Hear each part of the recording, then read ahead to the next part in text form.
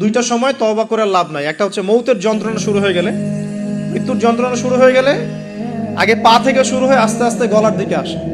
হাদিসে যেমনটা এসেছে, সূরা ওয়াকিয়ার মধ্যেও আছে যে পায়ের দিক থেকে যন্ত্রণা শুরু হয়ে আস্তে আস্তে আস্তে আস্তে এই গলার দিকে আসে, এবং আত্মাটা গলার এখানে যখন চলে আসে, এখান থেকে মালাকুল মউত আত্মাটাকে নিয়ে চলে যান। এবং চোখ দিয়ে তাকিয়ে থাকে মানুষ। রুহটা চলে গেলে মানুষ চোখ দিয়ে তাকিয়ে থাকে, দেখবেন এই কারণে মৃত ব্যক্তি তাকিয়ে থাকে, চোখ খোলা থাকে। এবং তখন আসমান থেকে সিঁড়ি নামিয়ে দেওয়া হয়, ওই সিঁড়িতে করে আত্মা চলে যাচ্ছে, ও তাকিয়ে দেখে যে আত্মা চলে যাচ্ছে। এবং মানুষ মারা যাওয়ার পরে চোখ জীবিত থাকে অনেকক্ষণ।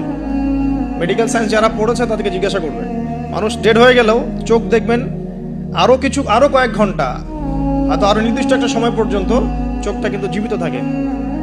এই জন্যে চোখ বন্ধ করে দিতে হয়। যাই হোক, যেটা বলছিলাম যে মৌতের যন্ত্রণা শুরু হয়ে গেলে তওবা করে লাভ নাই, তওবার দরজা বন্ধ।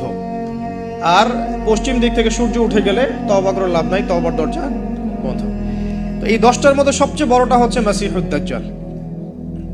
কেন বড়? কারণ নবী সাল্লাল্লাহু আলাইহি ওয়াসাল্লাম নিজে বলেছেন যে পৃথিবীর ইতিহাসে আদম আলাইহিস সালাম থেকে শুরু করে মুহাম্মদ সাল্লাল্লাহু আলাইহি ওয়াসাল্লাম পর্যন্ত এই যে লক্ষ লক্ষ নবী রাসূল এসেছেন, পৃথিবীর এই যে শত লক্ষ বছরের হিস্ট্রি, এর মধ্যে দাজ্জালের চেয়ে ভয়ঙ্কর কোনো ফিতনা আসে নাই।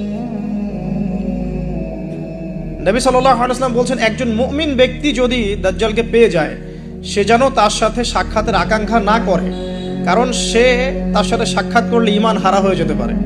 সে এত বড় ফিতনা হবে, এত বিশাল ফিতনা হবে। এই যে ছোট্ট একটা ফিতনা সুদ থেকে কি আমরা মুক্ত থাকতে পারছি? সবাই সুদের মধ্যে পড়ে যায় নাই?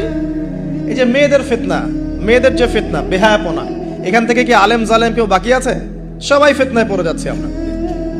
ফেসবুকে ঢুকবেন, আপনি না চাইলেও আপনাকে দেখা যাবে নগ্ন ছবি দেখতে আপনি বাধ্য হচ্ছেন। টিভি দেখতে বসবেন, আপনি না চাইলেও নগ্ন ছবি দেখতে আপনি বাধ্য হবেন। এই যে ফিতনা, বাঁচতে পারছি না, সুদ থেকে বাঁচতে পারছি না, বেহায়াপনা থেকে বাঁচতে পারছি না। পর্নোগ্রাফি থেকে কেউ বাঁচতে পারে? যে কেউ ফোন চালায় দেখবেন পর্নোগ্রাফির ছবি চলেই আসবে, নগ্ন ছবি চলেই আসবে। আলেম জালেম এভরিবডি আসবেই। তারপরে আপনার মাদক, এই মাদকের ফিতনা থেকে কি সবাই বেঁচে থাকতে পারছে? এরকম অনেক ফিতনা আছে যেগুলো থেকে মানুষ চাইলেও বাঁচতে পারছে না। আমরা হয়তো বাইরে দাড়ি টুপি পাগড়ি জুব্বা লাগিয়ে ঘুরছি ঠিকই, কিন্তু আমরা এরকম সামাজিক ফিতনাগুলো থেকে কেউই সেফ না। এই যে আপনাদের এলাকায় যে ফিতনাগুলো ছড়িয়ে পড়েছে, আস্তে আস্তে বাড়ছে না? এমন ফিতনা বেড়ে যাচ্ছে। তো এগুলো যদি আমাদেরকে গ্রাস করে ফেলতে পারে, তাহলে এই পৃথিবীর সমস্ত ফিতনা একসাথে করলেও দাজ্জালের ফিতনা সমান হবে না। আমি কি বোঝাতে পারছি? পৃথিবীতে চলমান যত ফিতনা আছে, ব্যক্তিগত ফিতনা, পারিবারিক ফিতনা, সামাজিক, অর্থনৈতিক, পলিটিক্যাল, সব ফিতনাগুলো এক জায়গায় করলেও